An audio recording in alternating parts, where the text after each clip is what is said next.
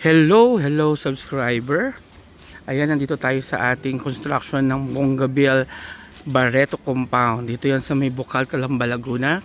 Yan, bago natin tignan na yung site natin. Yan, tingnan natin itong may katabi tayong creek dito. Ayan, marami silang hinuhuling tilapia ngayon. Kasi para idadaing. Yan, ang dami nakukuha dito ng tilapia. So, meron na tayong fish farm. Yan, papunta tayo sa site natin. Ito yung katabi nating resort dito. Pero ito, bali dito yung highway na kalsada na. Yan, main road na yan dyan. Tapos, yan, ito yung site lang natin. Yan, para makita natin yung construction. Bali, actually hindi na to day 1 eh. So, mga day 3 na to, day 4. Pero, tuloy-tuloy lang yung construction natin. Ayan. Ito, naka-order na rin ako ng mga hollow blocks. Saka mga buhangin, saka ano. Ayan, ito yung harapan ng property natin. Meron puno dito. Hindi ko alam kung ano pangalan ng puno. Nakalimutan ko na. Next time sasabihin natin. Tapos ayan. Ito yung frontage natin. Nasa 31 meters yan. Mula dito, ayan, dyan.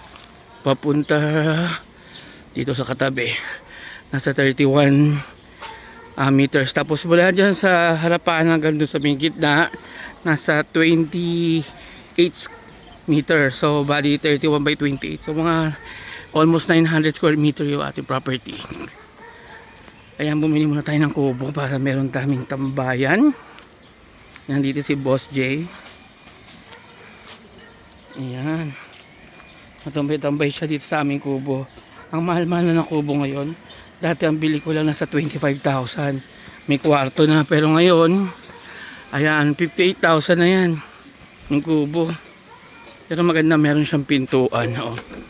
Ayan, may pintuan siya. Tapos may sari-sari store kami para sa mga gumagawa. Bumili din si Boss J ng TV. Ayan. Ayan. Ito yung ating contractor natin. Cook that at the same time. Si Albert. Yan, siya din yung cook. Yan, paggabi pang hapunan yan, no? Oo, kasi hapon na ngayon. Yan, ito na yung site natin. Dito pala yung ginagawang Poso Negro. Yan, ang lalim. Kasi 4 na villa yung gagawin natin pala. Yan, ang lalim. Yan. Bali, almost nagto 200 kada isang villa, 200 square meter. So kalahati lang din ito. Yan, sa sunod pakita ko sa inyo yung design. Kaso dyan lang natin pinagawa yung ating design sa sa simpleng lang natin. Nagumagawa lang ng kasi medyo budgeted tayo ngayon. Yan to.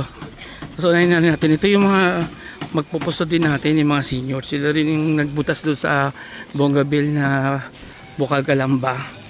So sila na rin kung kinuha ko para magbutas dito sa Bongabel Barreto Compound. Ayan, so tatlong butas yung pinapagawa ko. Ayan. So 2 likwatro saka isang didos. Ayan, binabaunan nila yung 4 ngayon. Yan yung magiging water source natin. Ito yung mga in-order ting graba. Ito ang mga gusto malaman, yung graba ngayon ay nasa 1.3 per square meters. Ito nasa almost 1.350. Pares lang. Yan. Kasi ito may puno ng santol dito. Yan. Hindi ko alam kung babawasan ko o hindi, kasi sabi nila medyo baka bumagsak na daw kasi may pero nanghinayang tayo. So yung natanggal ko lang na yung maliliit lang na lansones. Yan, pinatanggal ko yung mga lansones. Kasi nagkalat yung lansones dito. Yan, pinatanggal natin yung maliliit na lansones. Ito na yung mga ginagawang poste. Oo, yan. Welcome to my vlog. Ayan. Kasi ito yung unang villa natin. Yan na yung poste niya, saka ito. Ayan. Kasi ito muna tayo sa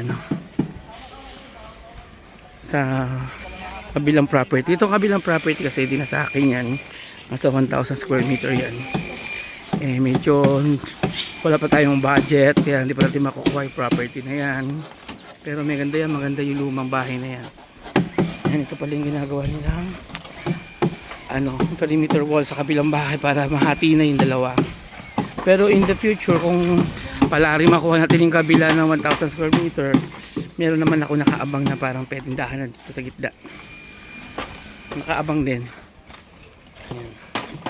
Medyo malalim yung ginawa natin pundasyon para lalaban tayo sa lindol. Yan. Yan, kabuos na sila.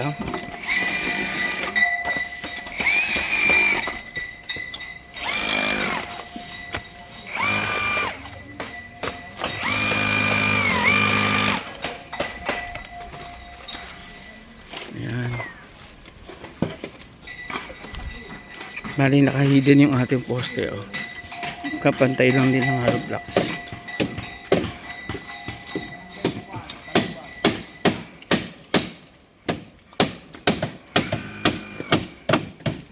Yan.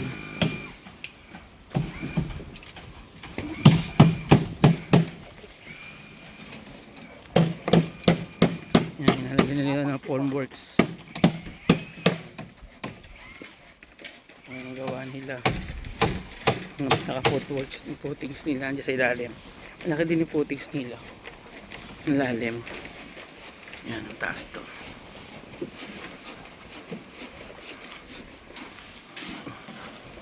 Hindi na ako makatawid sa kabila. At dito pala may daanan dito para makita natin yung kabila. Silipin na rin natin yung kabilang property. Baka pag sinuwerte makuha natin, di ba? Yan, ito yung kabilang property. Ang dami nitong mga yung mga natanggal lang namin itong maliliit lang na to, yung mga lansones, yung mga ganyan. Rambutan. Pero yung malalaking puno iniwan namin katulad ng avocado. Yan, santol iniwan namin. Sayang eh. Ito kabilang property na to. Ang ganda nito. Ayan, may luma siyang bahay, oh. Maganda sana to kung makukuha natin. Gagawin natin events na na mga kasal kasi masyadong vintage yung kanyang bahay, oh. Maganda, kaya maganda tong property ni madam. Yan, lumang bahay. Actually hindi siya bahay, parang bakasyonan, pero nakadesign din siya sa events kasi may sala yan dyan, oh. Tapos may 3 kwarto, may sariling dindaan ng tagusan. Yan, pero sana makuha natin in the future. Pero so far ito lang muna tayo sa ginagawa natin dito. Yan.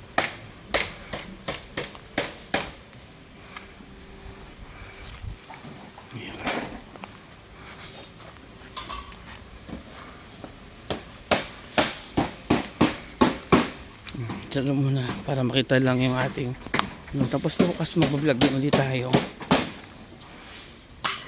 Yan.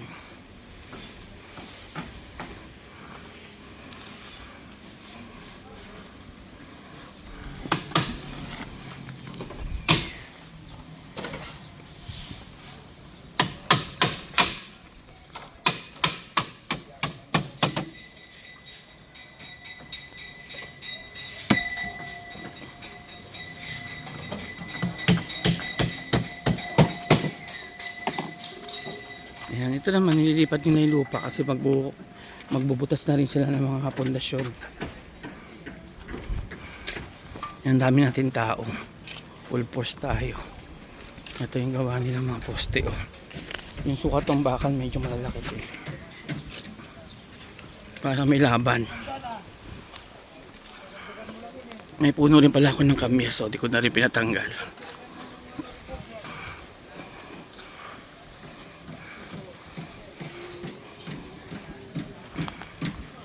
Ito si Joaquin Bordado. Ayan. Hello, welcome to your vlog. Ayan. Ang ganda ng mga tattoo niyan. Flex mo naman yung tattoo. Ayan, may bandera pa dyan. Oh. Ayan, si Joaquin Bordado. Apo ni Bong Revilla. Hindi natin kung maganda sila magtali. Uy, maganda to. Ginagandahan namin to kasi yung may-ari nito, alam. Ano yan? Kaya inaayos namin to. Yan. Baka kami mag-commit sabihin mali. Uy, bahala na sila mag-comment dyan. So, ito, inaayos namin. Saan ang baon nito? Ay, tatlo na ilan na ako. Tatlo, pangatlo na to, no? Yan, para baon na ng baon. Ay, ang sukat ang bakal na to? 16. 16. 16 mm. Tapos itong stirrups 10. nyo, 10. Matibay na yan, no? Oo. Kasi ano lang naman itong gagawin namin ng mga A-frame houses lang naman to. Budgeted lang. Student meal lang to, pang student meal. Yan.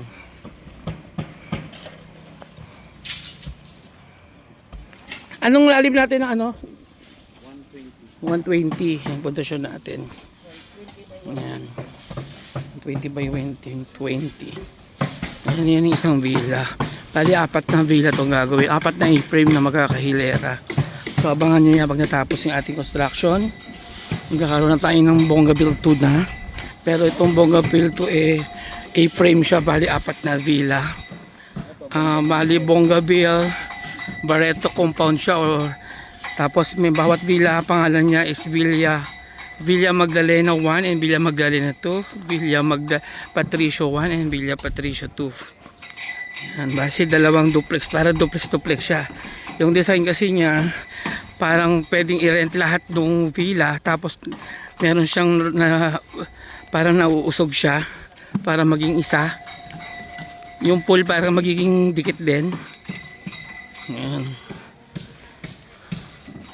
Saka ko napapakita sa inyo yung ano niya, yung plano niya, kasi nga medyo inaayos pa natin. Katulad ng una kong resort, nangyari doon, hindi rin nasunod yung plano, ginawa ko, bago-bago din. So, kung papakita ko ngayon yung plano, baka hindi na naman yung kalabasan dahil pabago-bago isip natin. Ayan, tinatawanan tayo, pabago-bago.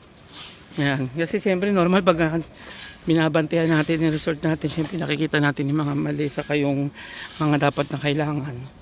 So di ba haling gumastos kaysa naman forever natin pagsisihan, di ba? So ano ba naman yung one time na gastos lang kaysa pag habang buhay mong iniisip na may mali ka. Yan, so hanggang dito lang muna tayo sa ating construction site na to. Yan, sa mga subscriber, pasensya kayo lang uli. Ayan, sana matapos na to ng less than a year. So mga 7 months lang naman daw sabi. Yan na natin. So hanggang dito na lang. Sa muli. Bye bye.